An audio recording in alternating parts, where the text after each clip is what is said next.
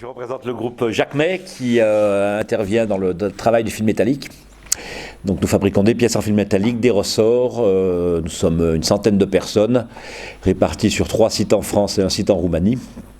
Nous avons environ 11 millions d'euros de chiffre d'affaires et on fabrique 70 millions de pièces par an à peu près. Donc l'ensemble des sites est certifié ISO 9001 et ISO 14000.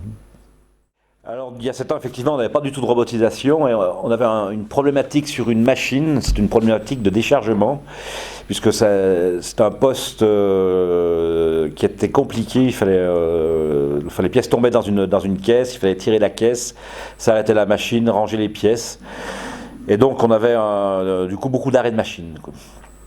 Donc on n'avait pas d'idée préconçue pour résoudre ce problème. Et puis en vous rencontrant et en discutant de robotique collaborative, on s'est dit tiens c'est peut-être bien la solution.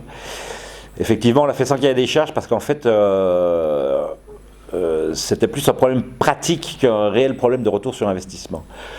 Ceci dit le coût d'un robot collaboratif c'est environ 30 000 euros. Donc dans la mesure où on s'en sert, le retour sur investissement est relativement rapide. Je pense qu'il est autour d'1 an à peu près. Il est clair que la rencontre avec M. Rosello et sa société Ideatech a été déterminante pour notre évolution parce que c'est ce qui nous a permis, de par son expertise sur les parties techniques, d'implanter ce premier robot. Si on avait été seul, on n'aurait pas pu le faire. On avait l'idée d'y aller, mais on ne savait pas comment. Donc lui, avec sa connaissance du terrain et sa vision technique, ça nous a permis d'une part d'implanter le premier robot, et comme je le disais précédemment, c'est d'arriver au bout du projet aussi, c'est-à-dire d'implanter le robot, de travailler avec les techniciens chez nous et d'arriver à un résultat. Le premier résultat, ça a été qu'on n'a plus arrêté la machine, c'est-à-dire qu'avant, les pièces, il fallait les décharger, arrêter la machine et redémarrer la machine. Donc rien que ça a été un premier succès.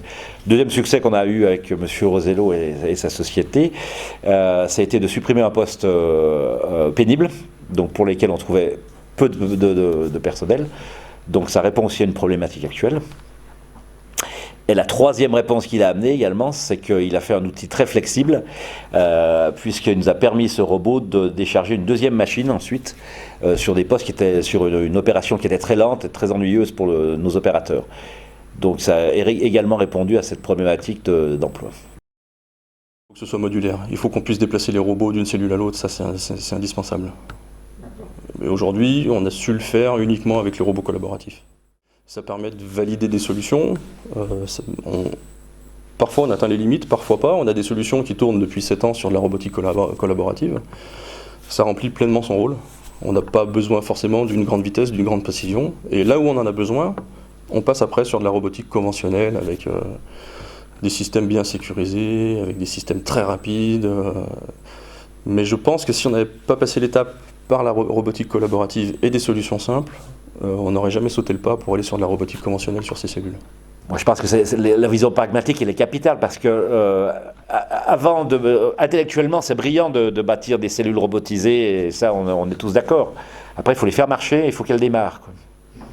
Et donc c'est là où il faut remettre le pied sur terre. Et l'avantage de la robotique collaborative et de la démarche de M. Rosello, c'est que justement on démarre de choses simples. Et en démarrant de choses simples, elle marche. Et une fois qu'elle marche, après on peut aller au pas suivant. Mais si on ne fait pas ce pas-là, ça me paraît compliqué, quoi. Le résultat de tout ça, donc après 7 ans, donc M. Rosello nous a donc accompagnés pendant plusieurs années, c'est qu'aujourd'hui on a intégré 5 robots Universal, 3 robots Fanuc, et que si on compare notre taux de robotisation par rapport à 10 000 employés, on est devant la Corée du Sud. Donc on a un taux de robotisation supérieur à la Corée du Sud chez nous. Voilà, donc c'est très très important. Je vais avoir de la peine à répondre sur le gain réel, parce que je crois que ça va bien au-delà de ça, en fait. C'est que si aujourd'hui on n'avait pas fait ça, je pense qu'on n'existerait plus, parce qu'on n'aurait pas pu lutter contre les produits asiatiques, Europe de l'Est, simplement sur le niveau prix. Donc aujourd'hui on y est arrivé, et en plus on a amené la souplesse de la proximité avec nos clients européens. Donc je crois que c'est pas seulement une question de prix, mais c'est une question d'existence dans le futur, quoi.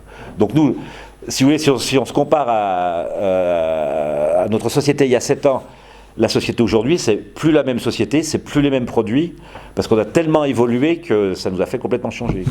Donc si on n'avait pas eu cette démarche, je me demande si on existerait.